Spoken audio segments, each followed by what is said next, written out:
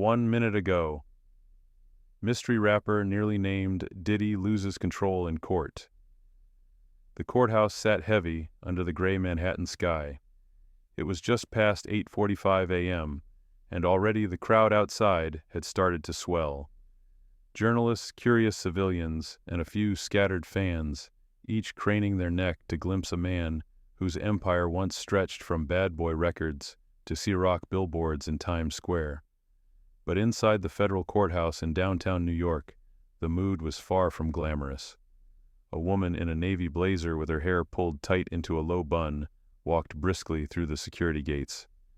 Elizabeth Milner, court reporter, reliable, observant, and razor-sharp in the details. She had covered every day of this trial so far and wasn't about to miss what many believed would be the most revealing testimony yet.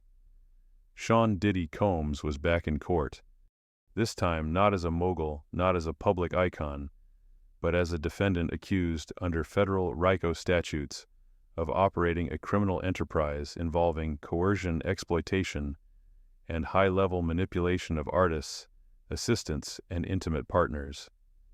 The name of the alleged victim testifying today was not made public. For legal protection and personal safety, she would only be referred to as Jane. Inside the courtroom, it was eerily quiet. The typical hustle of court staff setting up exhibits, adjusting mics, and prepping for arguments was oddly absent. Instead, there was a stillness, a suspended breath that no one dared exhale. Court was scheduled to begin at 9:00 a.m. sharp. By 9:10, whispers had already begun circulating. By 9:30, the benches were full, and yet no jurors had been seated. By 10:00, the silence became deafening. What no one outside the tightest legal circle knew then was that behind the judge's closed robing room door, a highly sensitive conversation was unfolding, a discussion so delicate that even the defendant himself was not allowed to be present. And that made Sean Combs furious. From Elizabeth's seat near the front, she could see him clearly, his posture, rigid jaw, clenched eyes darting between his attorneys. Mark Agnifilo to his right, Brian Seal to his left, Tenny Garego seated forward at the table. All three leaned in toward him, repeatedly whispering updates. Diddy in turn scribbled furiously on yellow legal pads, folding notes and passing them back. It wasn't anger he was radiating, it was fear disguised as control. For someone whose entire career had been built on maintaining the illusion of dominance, on owning the room, the cameras, the contracts, it was not easy to be shut out. Not today, and the reason he was shut out, one name, a rapper. An unnamed male rapper referred to only in the court filing as a third-party entertainer. His involvement wasn't directly tied to the racketeering charges, not yet, but it came up in a voice note found on Jane's phone referencing a trip to Las Vegas earlier in 2024, just months after Cassie Ventura Diddy's ex-girlfriend had filed her explosive lawsuit detailing years of alleged abuse. The trip allegedly involved Jane Diddy and this rapper. And what happened during that trip, what Jane reportedly witnessed, was now at the center of an emergency legal standoff. According to court insiders, Jane had described a voyeuristic scene in which she and Diddy observed the rapper engaging in intimate acts with a woman who had previously also been with Diddy. The power dynamics, the blurred consent, the recurrence of shared partners, it all hinted at a pattern. A pattern the prosecution believed was not just salacious, but systemic, predatory. But the judge wasn't ready to open that door yet. Not without first hearing arguments. That meant a closed-door conference with three sides, the prosecution, the defense, and Jane's independent attorney. It also meant excluding Diddy from the room. The defense protested, but the judge ruled the risk of tainting jury exposure to irrelevant but prejudicial material outweighed the defendant's right to presence for this specific discussion. From his seat, Diddy sat stewing. Elizabeth noted every motion. He stopped looking at the prosecution table entirely. He shifted his gaze to the gallery, to the press, to the courtroom ceiling, then back to his lawyers. His breathing, visible through the rise and fall of his chest, grew shallow. Not fast, but concentrated, like someone waiting for bad news he already suspected was coming. To the public it looked like another trial delay. But Elizabeth had been in enough courtrooms to know when a silence was loaded. Something was happening. Something delicate. And Diddy, for once, wasn't holding the strings. At exactly 10:52 a.m., the courtroom doors opened. The jurors filed in, faces neutral, some mildly confused. The judge re-entered moments later, his expression unreadable. "We will proceed," he announced. "The jury will disregard any absence of activity this morning." And then it began. Jane was sworn in. Her voice was calm but restrained. She spoke clearly, deliberately.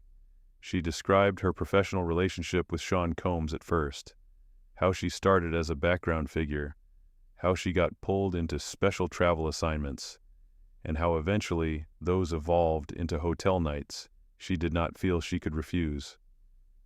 The prosecution asked for permission to enter a note Jane had written in her phone's notes app.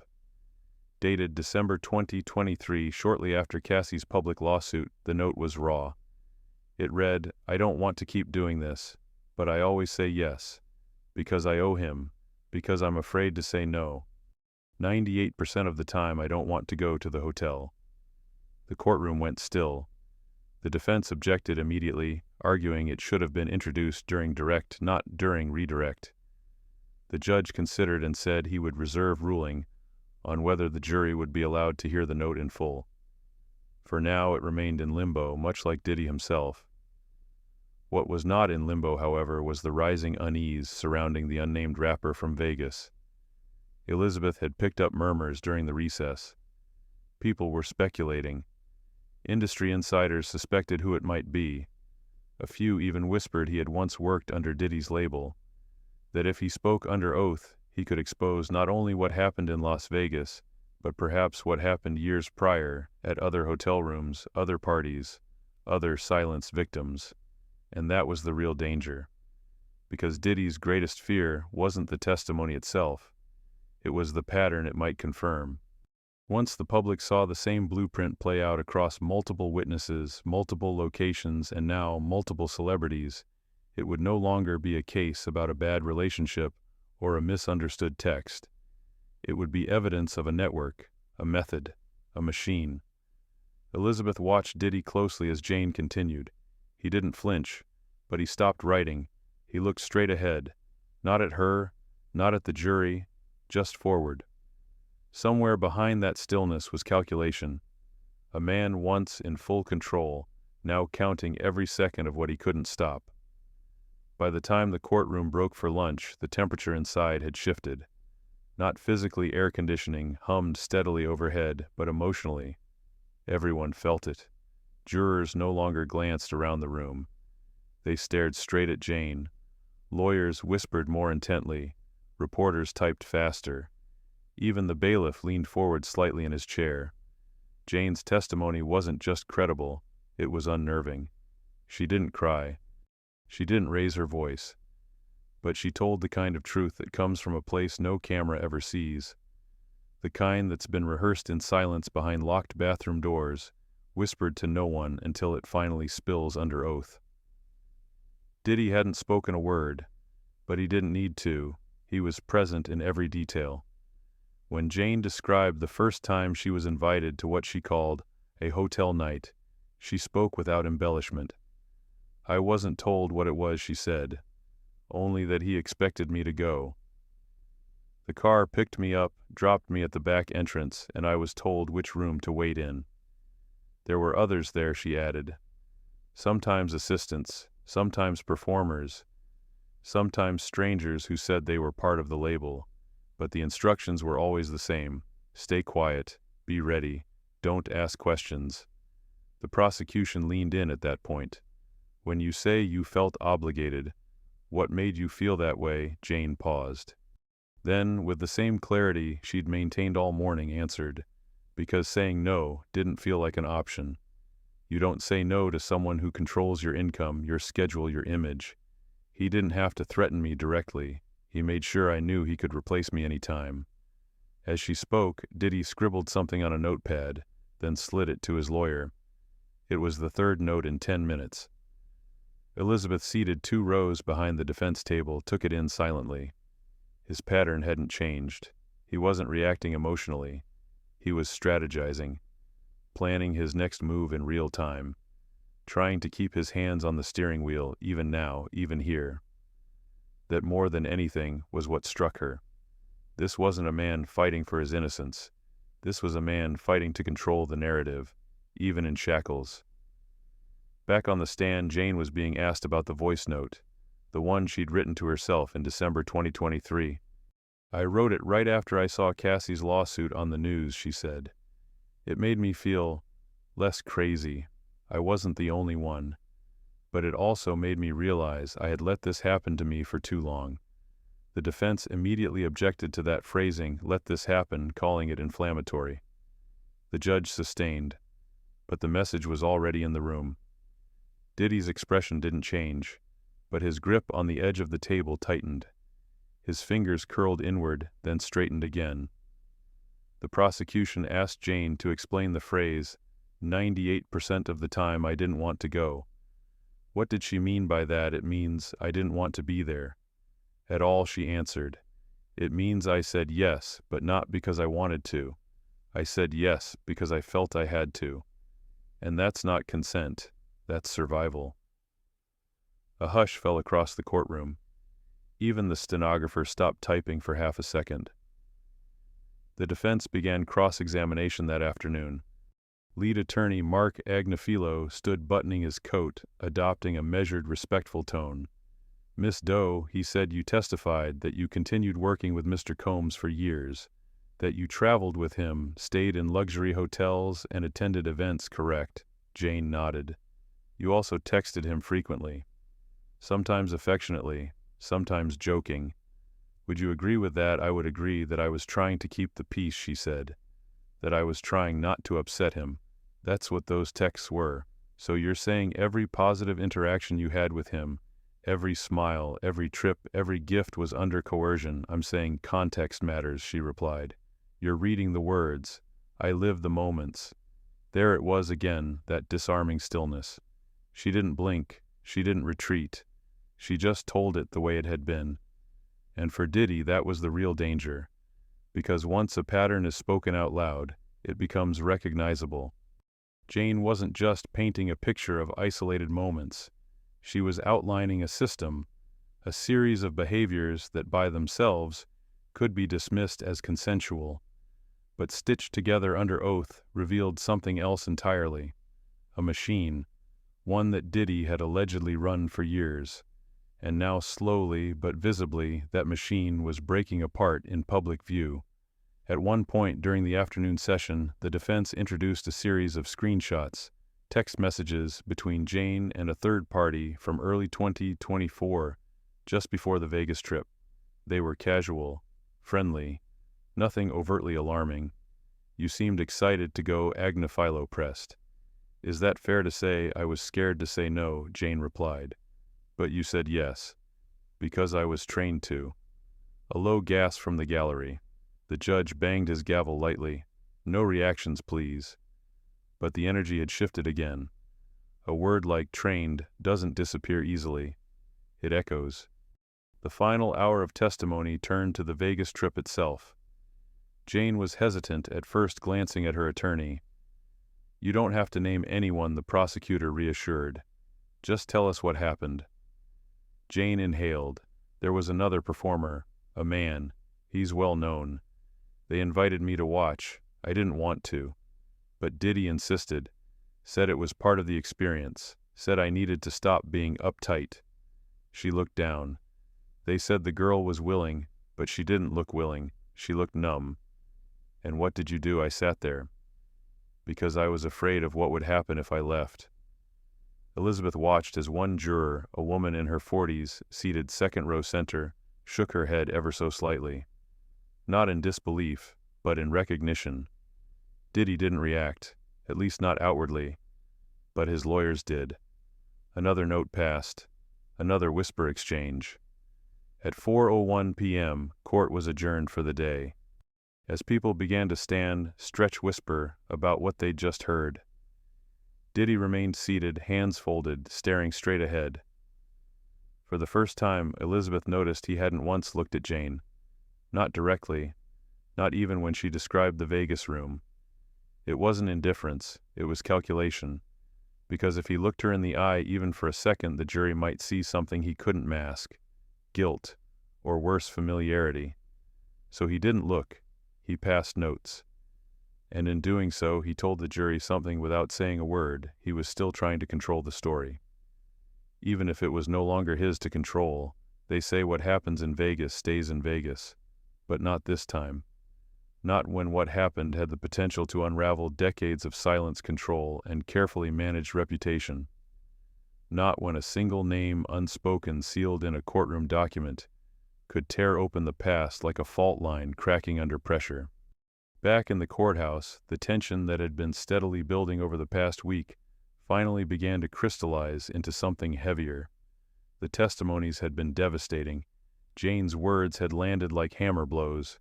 But it was the silence around one particular event, the Las Vegas trip in January 2024, that now held everyone's attention. The reason a man who wasn't in the courtroom, an unnamed male rapper, a major figure in the industry, someone whose career, like Diddy's, had been built in public but protected in private. Someone who had been there in the suite that night, along with Diddy and Jane. The court records described it only vaguely, a voyeuristic encounter involving a woman who had allegedly been intimate with both men. It was described as consensual by the defense, but Jane's description painted a different picture, one of pressure numbness and power imbalance. The moment she mentioned the event, court had stalled. What the public saw as a delay due to administrative reasons was in truth a legal firefight behind closed doors. The prosecution, defense, and Jane's attorney had been summoned to the robing room. The topic, whether the rapper's name could be disclosed during testimony. And Diddy had been left out. That exclusion wasn't accidental. It was strategic. The judge had ruled that Diddy's presence was not required for this portion of the discussion. But to a man like Diddy, a man used to controlling rooms, narratives, people, it was an unspoken humiliation. In the gallery, Elizabeth Milner could see the shift in his behavior instantly. He wasn't pacing or shouting. He didn't argue with his lawyers in full view, but his discomfort was obvious. His notes increased. His gestures grew sharper. At one point, he crumpled a piece of yellow legal paper in his hand, paused, then slowly flattened it back out. He was spiraling, and those who knew his history understood why. Because this wasn't the first time a seemingly isolated incident threatened to open a floodgate. There was precedent. It was the first major stain, a shooting at Club New York that left 3 people injured. Diddy and then-girlfriend Jennifer Lopez were present. The man who took the fall, Shine, an up-and-coming rapper, just breaking into the scene. Shine was convicted. Diddy walked free. Many insiders believed Diddy had orchestrated the blame shift behind the scenes, using money, legal firepower, and influence. Shine never publicly turned on him, but he also never came back the same. Diddy's longtime partner and the mother of 3 of his children was found dead in her home. The official cause, pneumonia. But the timing, just as rumors began swirling that Kim might speak out about past abuses, raised suspicions. Friends close to her described her as healthy, grounded, and ready to break free. No charges were filed. No formal investigation was reopened. But for those who had seen how Diddy handled risk, it wasn't hard to connect dots. Then came the mentorship years. Young artists like Usher and later Justin Bieber were taken under Diddy's wing, given access to parties, private jets, and hotel suites, long before they were old enough to understand the world they were being ushered into. Footage later resurfaced of Diddy joking about taking custody of Bieber, about wild trips with Usher that you don't want to know about. At the time, it was brushed off as showbiz eccentricity, but in hindsight, the optics were chilling, especially when viewed through the lens of Jane's testimony, because what she described wasn't an isolated trauma, it was a pattern, and now that pattern had a fresh witness, a famous one, the unnamed rapper. According to Jane, Diddy had insisted she attend the Vegas trip. There was no clear agenda. She was told it would be fun, good for exposure, a chance to meet real power players. But when she arrived, she was directed to a suite where the atmosphere was anything but casual. The other performer, well-known, successful, publicly admired, was already there with a woman. Jane said she was told to sit and watch, that she might learn something. She didn't want to, she said so. But Diddy laughed, told her to relax, told her she was being uptight, told her the girl was fine, she likes it, she's just quiet. Jane said the woman didn't look fine.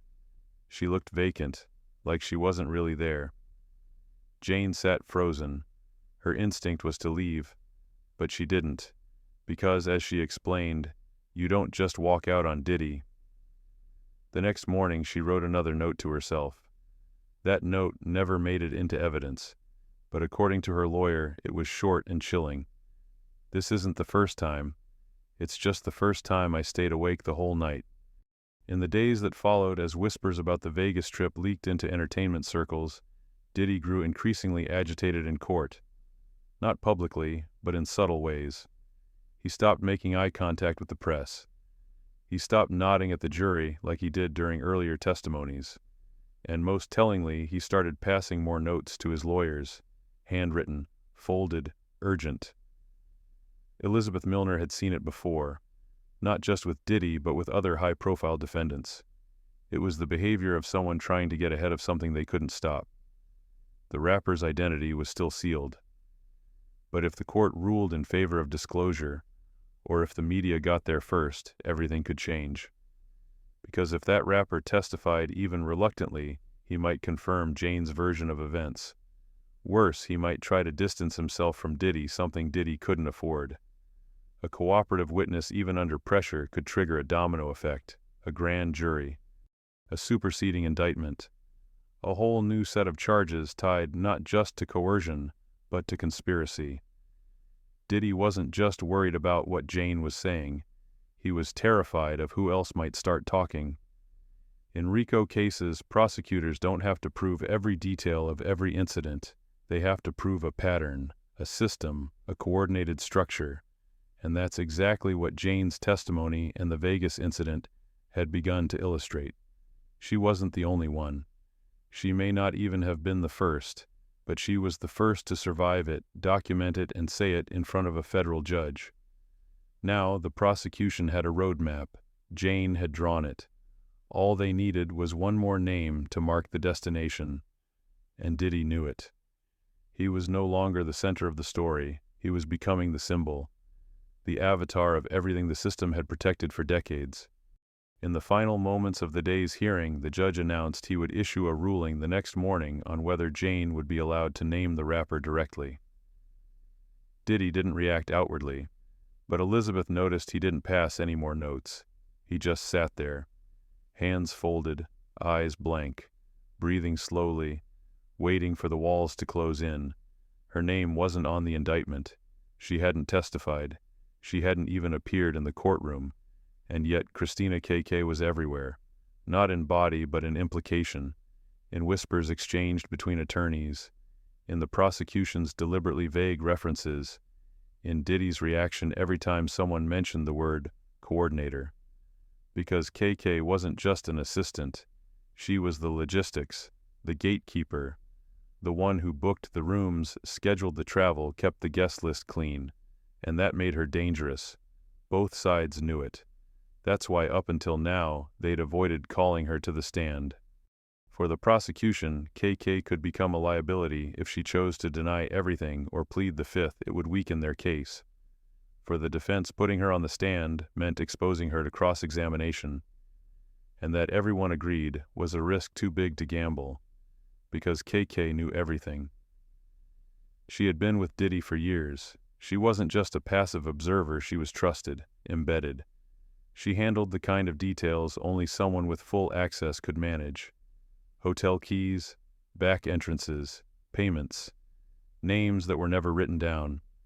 Some believed she kept a mental Rolodex. Others whispered she had documents quietly stored just in case. Whatever the truth, both legal teams treated her like a grenade with the pin halfway out. But her absence only made her presence louder. When Jane testified that she had been told where to go, who to meet, what to wear, KK's name didn't have to be said. Everyone knew who handled that part. And when the judge asked whether the alleged acts followed a pattern, the prosecution nodded. Yes, Your Honor. The coordination was consistent, organized, repeated, words that mattered in a racketeering case. And in each one of those words, KK's shadow lingered. Some legal analysts believed she was being saved as a rebuttal witness, a last-minute strike if the defense pushed too hard on painting Jane or Cassie as isolated or emotional. Others believed she was already cooperating silently, her name kept off filings for her own safety. But Elizabeth Milner had another theory. She believed KK was watching everything, quietly, from a distance, waiting. Because in every empire, there's someone who knows where the bodies are buried. And sometimes that person isn't the king. It's the one holding the calendar. It could have been the nail in the coffin. A voice memo. Recorded by Diddy himself in December 2023, just weeks after Cassie's lawsuit exploded across the headlines. It was never played in court, but according to court filings, the memo was meant to sound reflective, strategic, almost confessional. Prosecutors believed it was something else entirely, a carefully crafted alibi. A narrative exercise designed not to tell the truth, but to reshape it. In the memo, Diddy allegedly spoke about misunderstandings, industry pressure, and how certain women interpreted things emotionally. He didn't name names, but the message was clear. He was the victim of fame, of expectations, of miscommunication. The prosecution moved to introduce the recording, arguing it was part of a broader effort to manipulate public and legal perception. They connected it to earlier incidents, like when Diddy's former bodyguard D-Rock had reached out to witnesses, encouraging them to clarify their memories, or when sudden online campaigns painted Diddy as a misunderstood genius facing cultural backlash. But the judge said no, not because it wasn't interesting, but because it wasn't admissible yet. Without direct authentication, he ruled, this recording cannot be entered into evidence at this time. Still, the court had heard enough to understand its implications. Diddy had been preparing a defense not just legally but publicly long before he ever stepped into a courtroom. And that, prosecutors argued, was the real strategy. Control the optics, control the narrative, control the people. Elizabeth wrote that phrase in her notebook, underlined twice, control the people. It echoed Jane's words. It explained KK's silence. It matched the Las Vegas pattern. And it exposed the core of the case. This wasn't about one night, one woman, or one mistake. It was about a system, built in secrecy, sustained by power, and now finally pulled into the light. The final witness wasn't there to accuse. He wasn't a victim. He wasn't emotional. He didn't tremble when speaking. He was precise, calm, a federal summary witness trained to connect facts, nothing more. But that was exactly what made his presence devastating. He stepped up with a stack of exhibits, charts, timelines, text logs, and travel records. Each slide pulled from different testimonies, Cassie Jane Maya. Each document verified. Each date confirmed. The jury didn't shift in their seats. They leaned in. Because for the first time, the case wasn't a story. It was a structure. Diddy watched without blinking as the witness outlined a 10-year timeline of activity. Repeated hotel bookings under different aliases, flight records with overlapping personnel, payments processed through shell companies, consistent appearances by one name, Christina KK. Each entry pointed to the same conclusion: this wasn't coincidence.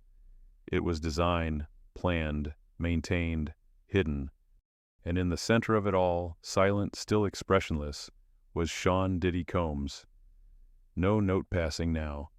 No glances at the jury, no legal pads, just stillness. Like a man watching a frame crack around him. Because the thing about a pattern is once it's visible, it can't be unseen. And for the jury, for the country, this trial was no longer about fame, image, or music. It was about power. And what happens when the illusion of control shatters in full daylight?